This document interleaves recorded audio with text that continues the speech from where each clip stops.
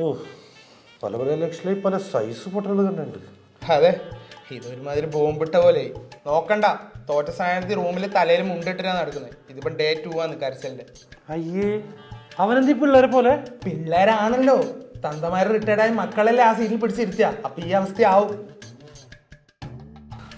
നമ്മുടെ ഗവൺമെന്റ് എന്തൊക്കെ ജനങ്ങൾക്ക് കൊടുത്തു? കൂടുതലും വാഗ്ദാനങ്ങളാ കൊടുത്തത്. പറഞ്ഞ പോലെ വാഗ്ദാനങ്ങൾ മാത്രല്ലേ, വേറെന്താ കൊടുത്തിട്ടുള്ളത്? വേറെന്ത് ചെയ്യാൻ? വോട്ടിന് വേണ്ടി ഓരോരുത്തരുടെ അക്കൗണ്ടിലേക്ക് ലക്ഷങ്ങൾ ഇട്ട് കൊടുക്കാം. മതിയോ? ലക്ഷങ്ങളൊന്നും കൊടുക്കണ്ട, ലക്ഷങ്ങൾ സമ്പാദിക്കാനുള്ള വഴി പറഞ്ഞു കൊടുത്താൽ മതി.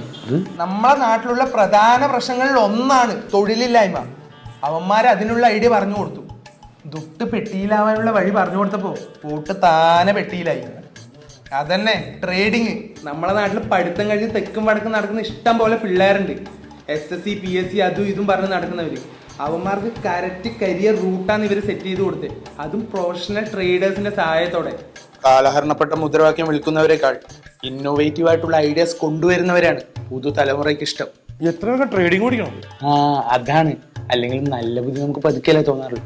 ഒട്ടും സമയം വൈകിട്ടില്ല, നമുക്ക് ഇപ്പൊ തന്നെ പോവാം. നേതാവേ, ക്ലാസ് എപ്പോഴാ?